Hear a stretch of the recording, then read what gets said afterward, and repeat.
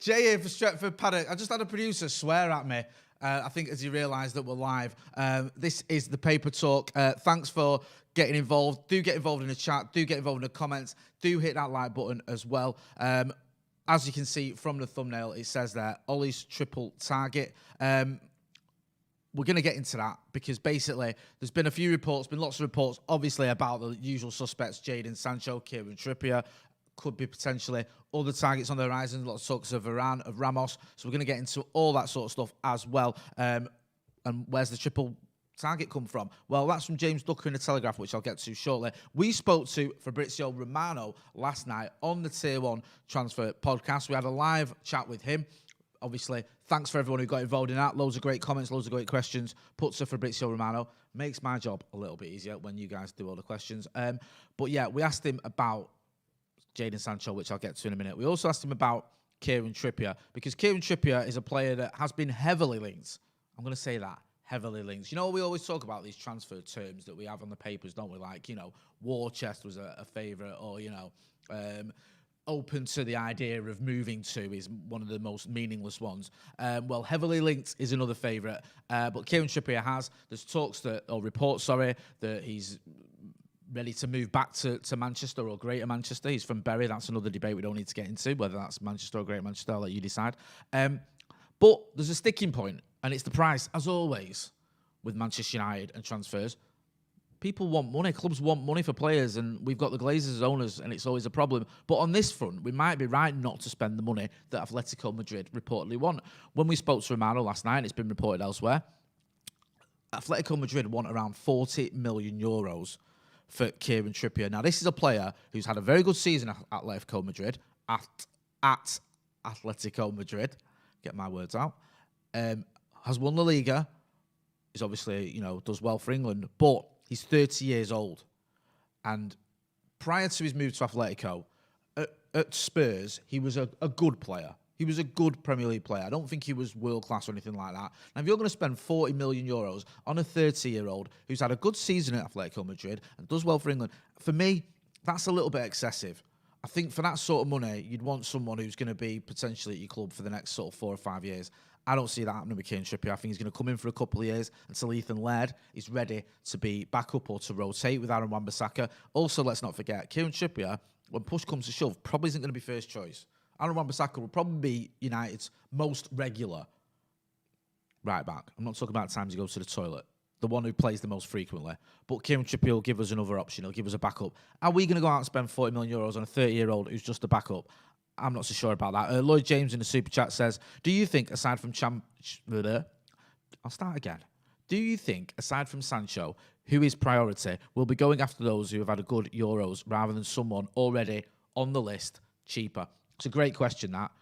Fans of a certain age, my age, will remember a young player called Karol Poborski, who scored an absolute worldie in Euro 96. Yes, that is how old I am. And was more or less bought off the back of it by Manchester United. And he had an okay first season. I think we won the league in his first season. But it didn't really work out for him because there was this bloke called David Beckham who kind of did okay and, you know, was our regular right winger. So it can happen where you buy players just off a good tournament. I'm always a little bit wary of it. Kleberson had a good World Cup in 2002. Played well in the World Cup final. At the bar. Was a bit of a disaster at Manchester United, if I'm being brutally honest. Didn't work out. People may go, well, we bought Harry Maguire. We didn't buy Harry Maguire because he played well against Tunisia and Panama and Colombia and all those teams. We bought Harry Maguire because he played very well for Leicester City. He was one of their best players. That's what sort of swung it, and that's why we paid 80 million quid. I think it's different. And I think when you know, with other players from the Euros, I don't think we bought Harry Maguire just off these World Cup performances. So I don't think that you should buy a player just off a tournament because it's fraught with problems. You can have a good game against, and no disrespect to these teams, but you can have a good game against someone like a North Macedonia or a Ukraine or get in trouble for saying this, or Wales. And you might be playing against players that aren't Champions League standard. They're not Premier League standard in some cases. So you might have a great game against players that playing the championship level, play at a championship level. So that doesn't give us an indication of how good you are, how fit you are, how ready you are to come to a club like Manchester United and play in the Premier League. It's not always the case. Some, you might be playing well against the likes of Italy and France and Germany and Portugal and all these teams. But I'm just a little bit wary of buying players off tournaments. Get involved in the comments and let us know what you think. Do you think we should make signings based off tournaments, off the Euros, based? I don't like some tournaments off the Euros, or do you think we just need to buy players based off our scouting? If that even is a thing. I think they just play championship managers sometimes. Another player that's been linked with us is Raphael Varane. Now, this is one that's got a lot of people excited because he's world-class in it. Can we say that about Raphael Varane? I think we can. The term world-class is bandied about quite frequently, quite a lot by people and about players that aren't even that great. Raphael Varane, and I will keep saying this, I always say this, and I'm sorry, Ronnie, but Ronnie said he didn't know if he lived up to his expectations, and we always pointed out that was a bit harsh from Ronaldo Brown, my mate, when he did the news ones. Because Varane, we wanted him about 10 years ago, whenever it was, when he was at Lens, I think. He went to Real Madrid and he's won 4 Champions Leagues, 3 La Ligas, the World Cup. He's been one of the best defenders in the world during that time. So he is world class for me. He is a player that I would love to see at Old Trafford. You expect him to work well with Harry Maguire. It seems like that combination should work. We spoke to Romano about it last night. His take on it was that Varane is on United's list. They would love to sign him, but face competition from PSG and Chelsea. So it sounds like we're sort of monitoring that. We want him, but Chelsea and PSG are in. The problem with Chelsea and PSG is they have almost unlimited funds, don't they? They've got like this bottomless pit of money. Chelsea went out last summer and spent, 230 million something, or 200 million? Spent a lot of money. PSG, if they want to play, they can just go and throw as much money as they want at him until they get him. So it's going to be difficult if we're going head-to-head with 2 clubs that have got just, unlimited funds, and we've got the Glazers. I'd love to have Raphael Varane, love to see Raphael Varane at Manchester United, but we'll have to wait and see. Another thing Romano was speaking about as well is the fact that Sergio Ramos is leaving, or he's left Real Madrid. So are Real Madrid going to be willing to let Varane and Ramos go in the same summer? Probably not. They're going to try and keep him. He also said, Romano, there was nothing doing with Ramos to Manchester United. He'd not heard anything on that front. No bid, no interest, nothing. No, little text. Fancy coming to Old Trafford, Sergio? None of that. We were linked with him a few years ago. His dad's a United fan, I think, was the story then, and he was open to the idea of coming to Manchester United again. That term, open to the idea, but it was more or less, I think, a sort of ruse to get a better deal at Real Madrid, which he got, which he signed, and that was the end of that one. Doesn't look like we're back in for him. I'd have Ramos at Manchester United. I keep saying world class. I keep saying we use the term world class so often, but he's in that bracket. He's obviously getting on a bit, but. Could he do a job like Thiago Silva did at Chelsea? Could he do that for us? We'll have to wait and see, but I don't think we're going to go for him. So I'd file that under doubtful. The Varane one, possibly, but again, if Real Madrid try and keep him, if PSG come in for him, if Chelsea come in for him, we'll be one of 4 clubs, including the club that he's at now, trying to get him. It's not going to be easy to get him. Now, Jadon Sancho. Obviously, going on and on. I don't want to linger on this story for too long because I'm sure you guys are all sick of hearing about it. But the latest we had, and I keep referring to the Romano interview because we spent a good half hour chatting to him last night. He said that he expects a deal, if it does happen, to happen in the next few weeks. He said that this is sort of the closest that Manchester United and Real Madrid and Borussia Dortmund have been to a deal actually happening. We know there was a bid from United. We know it's not quite the same valuation as what Dortmund want, but at least there's an official bid. There are some sort of, we're getting somewhere, because last season we didn't even have an official bid. We want him, he wants to come. We spoke to his people, they're happy with the terms. And Dortmund were like, we want 120 million euros for him, or it ain't happening. And United didn't even put a bid in. Now we have put a bid in. There's a disparity of around 11 million going up to 15 million in add-ons, the difference between what Manchester United are offering and what Dortmund want. It feels like it's doable. I think there's a 23rd of July deadline by Dortmund. That needs to be stuck to, because last season we saw it when the deadline don't matter. It does. Dortmund, and I think Romano touched on this last night, will be making preparations for having Sancho in their squad if United haven't made the deal happen by that time. So we'll keep you posted, but it looks like that's going to happen, and hopefully in the next few weeks. That's what the sort of the latest update is on that. Get involved in the comments. Let us know what you think. Do you rate Varane? Do you rate Ramos? Do you think those players are going to come? Jadon Sancho, is that one going to happen? Do you think we're going to see him in the next few weeks? Charles Hobbs says they want 80 million for Varane. I thought it was around 50 million, but we'll get an update on that. I mean, 80 million for Varane seems excessive. I think he's got 1 year left on his contract. If it was around 50 million, yes, he's only got 1 year left, but you're trying to get him when other clubs are trying to get him, then that deal makes a lot of sense because I think he's 28 years old as well. So you can get at least 3 or 4 years out of him. Yeah, it's worth it. It's just worth it for that calibre of players. You pay 40, 50 million quid now for players that are nowhere near the standard of Raphael Varane. I know that sounds mad to say, but you do, don't you? We see players going around for 40, 50 million pounds who, some of these players haven't even got, they're not even Champions League level, some of them. You remember Gylfi Sigurdsson went to Everton for 50 million? That was a few years ago as well. That was a sort of a watershed moment, wasn't it, when everyone went, hang on a minute, 50 million is not what it used to be. So we'll have to wait and see what happens. Like Manchester City go out and they'll spend 50 million pounds on someone just to sit on their bench. I don't think Raphael Varane will sit on our bench, but yeah, 50 million pound kind of makes sense. 80 million is far too much, to be honest with you. Now, in terms of sort of United's targets and why have we got, on the thumbnail, and why is there rumoured to be 3 targets or 3 areas we're interested in and that we want to strengthen. This has come from James Ducker in the Telegraph. James Ducker he's done an article and he was saying that United's priority is to complete a deal for the England winger Jadon Sancho with brother. So let's start again. Get me words out today. Well, United's priority is to complete a deal for the England winger Jadon Sancho with Borussia Dortmund holding out for a total package worth 95 million euros, 81 million quid. But Solskjaer would like reinforcements in other areas, including a centre-back, for, those of you who don't use that term, even if compromises seem inevitable given the financial impact of the coronavirus pandemic. Ideally, the United manager also wants to recruit a striker and a defensive midfielder, and United are also interested in the England right-back Kieran Trippier, but they have so far been put off by Atletico Madrid. He's saying £20 million valuation. Romano had it actually a lot more than that, so we'll have to wait and see what happens with that. But yeah, there's definitely some sort of, a gap between what Atletico want and what Manchester United are willing to pay. But there you see from what Ducker was saying, that United Ollie wants to recruit a striker, a defensive midfielder, and also Kieran Trippier. Now, in terms of a striker, the obvious name there that people are going to look to and have been sort of mentioning, and we asked Romano about yesterday, and in a different interview about different things, about England, Marcus Rashford was talking about, is Harry Kane. The player that everyone's talking about when it comes to strikers. It looks like he could be available. It looks like he's willing to leave Spurs. Spurs are in a complete mess, aren't they? Did you see what happened yesterday with Spurs, where Paulo Fonseca looked like he was set to take over as manager, and then the deal fell through? Apparently, there's fiscal issues or something. I think that was the term that was used. So that looks like it fallen through. Now it looks like Gattuso could be going there, which is just madness considering he kicked off with all the coaching staff not long ago.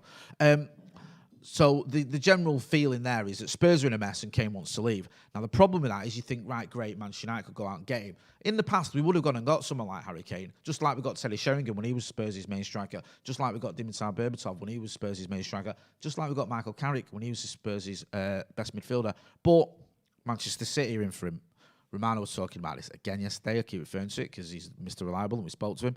And Manchester City and Pep Guardiola want Harry Kane. Now, I was hoping that if we had a chance of getting Harry Kane, it'd be because City didn't want him. City don't always go all out for strikers, especially not 100 and odd million quid or whatever, 100 million euros, whatever he's going to be. He's going to be pounds in it.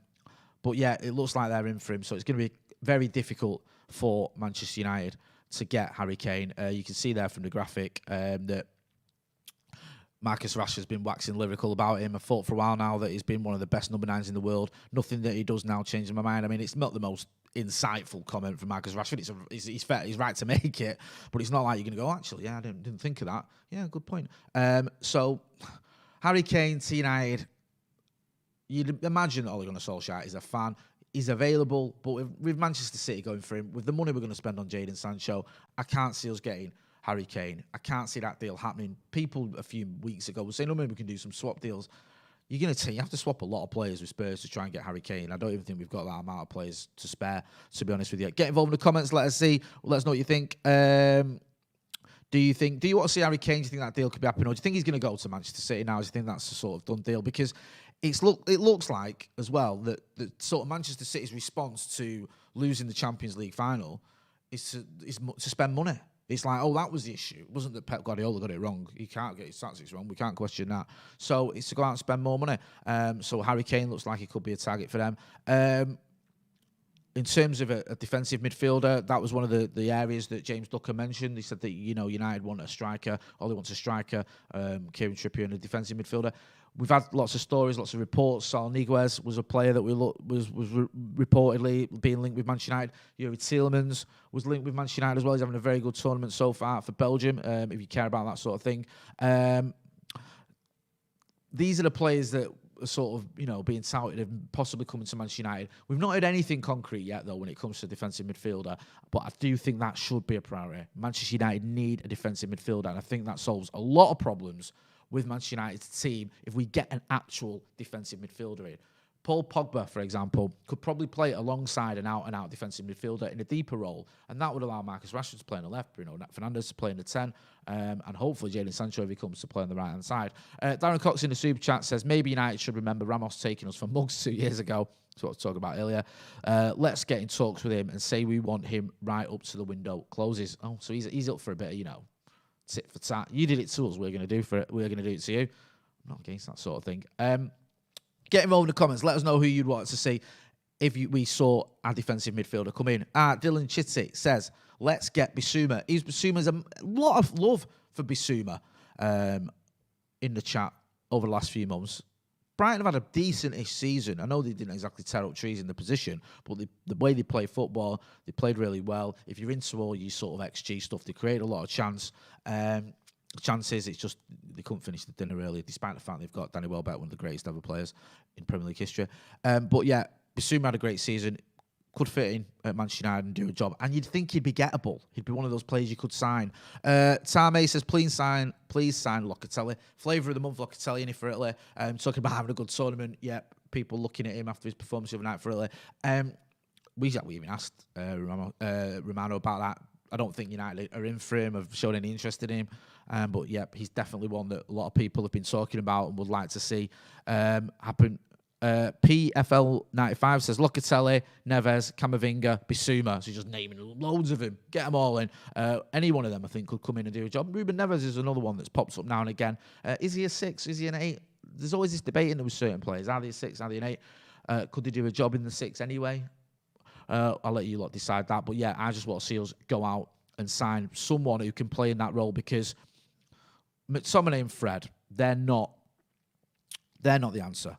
They're not the answer in that role, in that position for me. Certainly not together. Maybe one of them with an out-and-out DM next to them, but it just seems like, I don't know. I feel you're putting sort of square pegs in round holes. I don't think Scott McTominay is a defensive midfielder, and I certainly don't think Fred is. And I think that's probably just playing two players out of position because neither of them can do it on their own. I'm just going to round up one as well with another story about finances. Manchester United and finances. Yeah, that old chestnut. There's been reports that United, I'll just read this through, it's been reported all over, but Man United financial report shows debt listed as £443 million, £0.5, as Ed Woodward sends message to the fans. Oh yeah, great, thanks Ed. And when's he leaving as well? He's leaving at the end of the year. That's the only message I want him to send to us, is that he's packed his bags and done one. It says here, I'm reading it from the Mirror, Manchester United have released their financial report for the third financial quarter, with the club suffering operating losses of 21.6 million and the overall debt growing. Yeah, we know that everyone's been affected by the pandemic, obviously fans not in the ground and all that sort of stuff. I mean, the thing is that the debt still at 443 million quid. It's just ridiculous. You can't operate like that. You can't keep operating like that. And that was one of the things that we had from the fans forum, that Joel Glazer, I think it was, who spoke in the fans forum. Was it Joel or Avram? I was getting mixed up. Does it matter?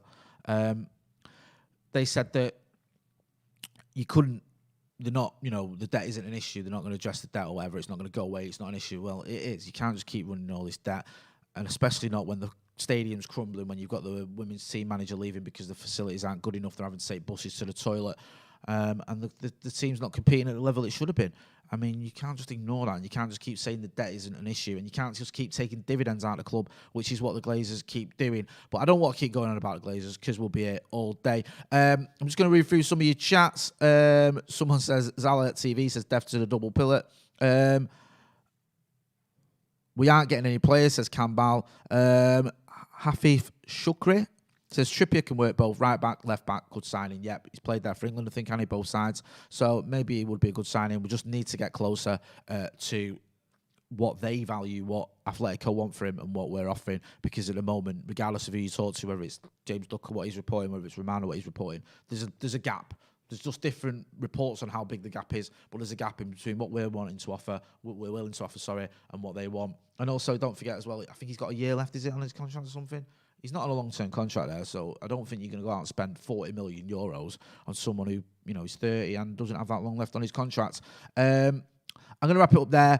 Thanks, everyone, for getting involved in the chat. Thanks, everyone, for getting involved in the comments. Do hit the like button. Give us a like. Hit subscribe and hit the notifications bell as well. Make sure you're getting that notifications bell hit. So when we have a report going up or a video going up, when we have a live show, you'll get the notifications. Because we will go live as soon as there's any news. As soon as news drops, we'll go live. So make sure that you get the notifications as well. I've been Jay Motti. This has been the Paper Talk. We've got loads coming up later on as well. We've got House and Brew. Andy Tate's going to make an appearance. So make sure you check that out. If you've not seen the video of me and Joe Smith on the Tier 1 Transfer Podcast, talking to Mr. Here We Go himself, Fabrizio Romano. That's the pinned video on the channel, so make sure you go and check that out. I've been Jay Motti. Thanks for watching.